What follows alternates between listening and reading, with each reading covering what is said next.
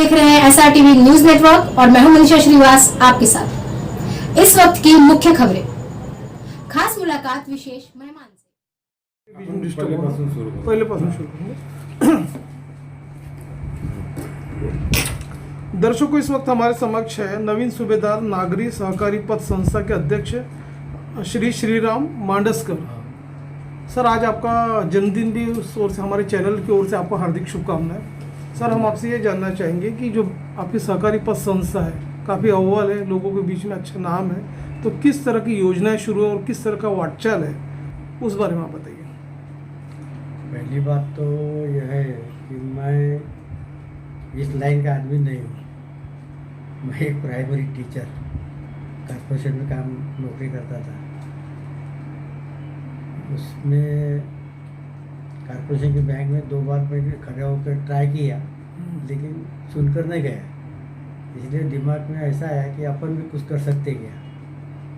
कुछ यानी पुरानी सोसाइटी वाले बैंक वाले थे, उनके साथ में डिस्कस किया, तो कर सकते, बोले ऐसा ऐसा। फिर ऑफिस से कांटेक्ट किया, फिर ऑफिस ने बोला ठीक है, बोले कोई हरकत नहीं है। तो 3 मार्च 1987 में अपन ने उसका रजिस्ट्रेशन किया। उस टाइम 500 मेंबर था यानी 25,000 ये थी शेयर भांडवल था। तो 2 महीने का पीरियड था, 2 महीने के पीरियड में वो हुआ। फिर उसका रजिस्ट्रेशन हुआ। रजिस्ट्रेशन होने के बाद में एक छोटे से 10 बाय 10 के रूम में उसकी शुरुआत की। और शुरू में तो कोई विश्वास नहीं रखते थे डिपॉजिट वगैरह देने के लिए। धीरे धीरे उसका लोगों को मालूम हुआ, तब यानी लोग संस्था की तरफ आकर्षित हुए। ऐसे करते करते धीरे धीरे वो बढ़ती गई। अभी 35 साल पूरे हो गए, 36वें साल में चालू है। तो शुरू में पर्सनल लोन ज़्यादा चलता था और नौकर जो गवर्नमेंट सर्वेंट थे उसको ज़्यादा फाइनेंस करते थे। लेकिन बाद में ऐसा ख्याल में आया कि लोग जो गवर्नमेंट नौकर थे वो एक जगह से ना अनेक जगह से यानी फाइनेंस लेते थे और पैसे नहीं भरते थे। तो ऐसे करते करते मेरे भी पैसे वैसे हुए शुरू के लोन वाले। मैं 2007 में फिर उसको बंद कर दिया। 2007 के पहले जो कुछ ने लोन बांटा था, अभी वो वसूल कर रहे हैं। अभी भी यानी 3-3.25 करोड़ रुपये है लोगों की तरफ। उसमें से कुछ गुजर गए, कुछ किराए से रहने वाले थे, वो उनका कहाँ गए पता नहीं है। वही लोग नागपुर छोड़कर अमरावती गए, तो बाहर गाँव खेड़े में गए, पता नहीं है। लेकिन उसमें से जो अभी है तो रिकवरी चालू है। अभी उसको बाद में सहूलत देके उसके मिसेस को बोलो, उसके लड़के को ऐसे बता के उन्हें ये करके ये करें। और कुछ न जो जिसका था पता ही नहीं है, तो फिर वो हमारे पास एक फंड रहता है, डूबित फंड बोलते हैं उसको मराठी में। तो उनमें से कुछ मुद्दल में डाल के वो ख़त्म कर रहे हैं। 2007 से मैंने फिर वो बंद कर दिया पर्सनल लोन। अभी भी पर्सनल लोन देते हैं, लेकिन 2 लाख तक उसकी मर्यादा है पर्सनल लोन की।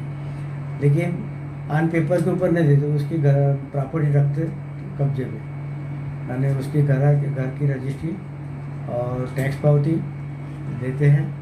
और ये यदि उसके पास सिटी सर्वे वगैरह है, 7/12 है, वो लेते हैं। और 500 रुपये से ग्राम के ऊपर उसे एक मार्केट करके वो अपने तब कब्जे में रखते हैं। इसलिए वो पूरी वसूल होते हैं। छोटे आदमी रहते हैं, उनकी ज़िंदगी में एक ही प्रॉपर्टी बनती है। हाँ, तो वो लोग धीरे धीरे जब आगे पीछे करके वो लोन देते थे। लेकिन गरीब लोगों को बहुत मदद की मैंने, जिनके यहाँ मकान बनाने के लिए बोलो, लड़का लड़की शादी के बोलो, ऐसा करके गरीब लोगों को मदद किया।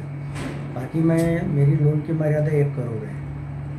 पहले तो मैं 1.5 करोड़ थी मर्यादा, बाद में 2000 में गवर्नमेंट ने उसका ब्रेक लगाया। You're right. हाँ, ब्रेक लगने से वो उसकी मर्यादा बना के दी है।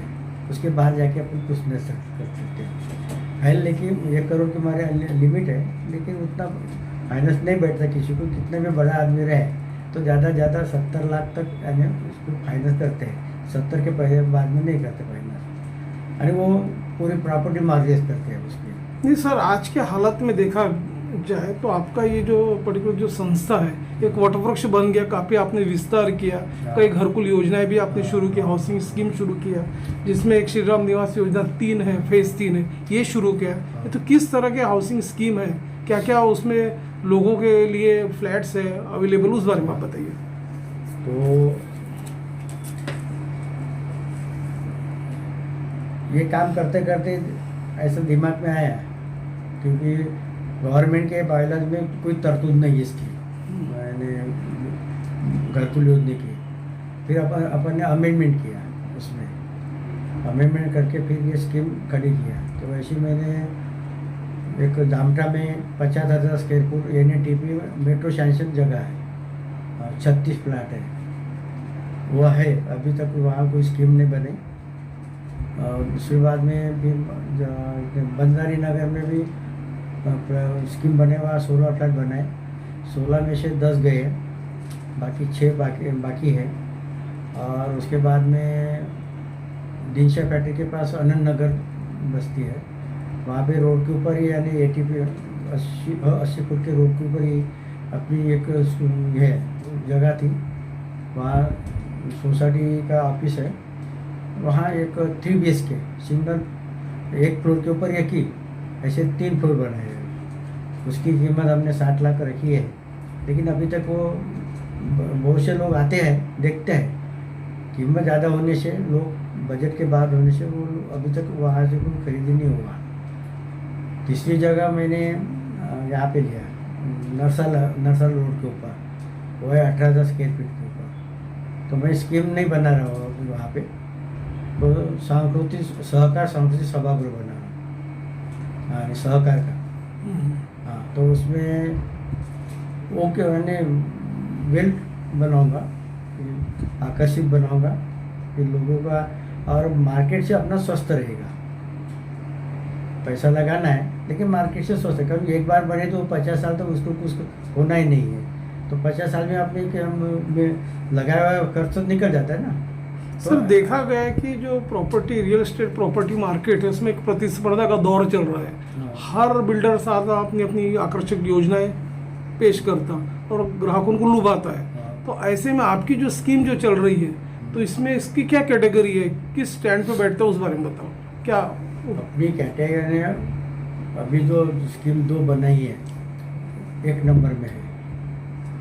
उसमें कोई यानी उसका लाइफ कम से कम 80 से 100 साल का लाइफ रहेगा उसमें। उसकी कोई बोलेगा कि लिख के दो, तो हमें 5 रुपये स्टैम्प पर लिख के देने के लिए तैयार हूँ कि 80 साल तक वो बिल्डिंग को कुछ नहीं होने वाला है। ऐसी बनाई है और पूरी व्यवस्था करके दी है मैंने, और सौर ऊर्जा की भी व्यवस्था करके रखी है। यानी उसके वहाँ तक यानी पाइपलाइन, किचन तक पाइपलाइन छोड़ दी है आगे भी चलते, कि अभी लोग उसका यूज़ कर रहे हैं। वहाँ जो 10 लोग रहते हैं, 10 फैमिली है, वो कर रहे हैं। इसीलिए वो स्कीम मैंने, इसीलिए तो मैं बोल रहा हूँ कि 100 साल उसको कुछ नहीं होने वाला है। ये कोरोना के बाद ऐसा लग रहा है लोगों को उनका खुद का एक नेचुरल हाउस चाहिए, इसीलिए लोग आकर्षित हो रहे हैं हाउसिंग की तरफ। तो आप मुझे बताएं, अफोर्डेबल हाउसिंग सेगमेंट में आपके भी सेगमेंट बैठ रहा है, तो यदि ग्राहक आपके पास आते हैं, बायर्स आते हैं, तो किस तरह की फाइनेंशियल स्कीम है, क्या क्या आपके पास फैसिलिटीज़, उस बारे में बताइए।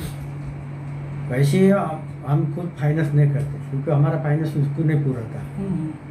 इसलिए बैंक जो है नेशनल बैंक, वो फाइनेंस करती है, 80-90 तक फाइनेंस करती है। 3-4 लोगों ने लिया फाइनेंस, वो फाइनेंस करते हैं। हम खुद फाइनेंस नहीं करते क्योंकि हमारा ब्याज दर ज़्यादा है। ये जाना माना नाम है आपके हाउसिंग का, ये जो अभी चल रहा है ना, आपके हाउसिंग में काफ़ी लोग लाभ भी उठा रहे हैं, तो ज़्यादा से ज़्यादा लोगों ने उसका लाभ उठाना चाहिए। इससे लोगों को आप क्या आह्वान करोगे? लोगों से आह्वान क्या, अभी तो पेपरबाजी करते हैं स्कीम के बारे में, और बिल्डर जैसा तो अपन बता नहीं सकते कि ऐसा होगा वैसा करूँगा, तो नहीं, जो है तैयार है, बनी हुई है, उसकी गारंटी बोले तो अपन गारंटी देने के लिए तैयार है। बाकी सब फैसिलिटी उसमें है जो बिल्डर देते हैं, उससे ज़्यादा फैसिलिटी अपने पास है। रेरा सैंक्शनड प्रोजेक्ट्स है अपने को? नहीं, रेरा नहीं है, क्योंकि वो रेरा के पहले बिल्डिंग बनी थी वो।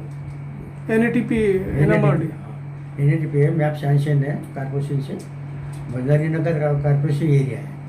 हाँ, रेरा नहीं है, उसके बाद में रेरा आया, इसलिए वो बिल्डिंग रेरा के बाहर है। और वो जो आनंद नगर वो तो 3 ही फ्लैट बने हैं ना, तो भी रेरा के बाहर है। ठीक है सर, थैंक यू।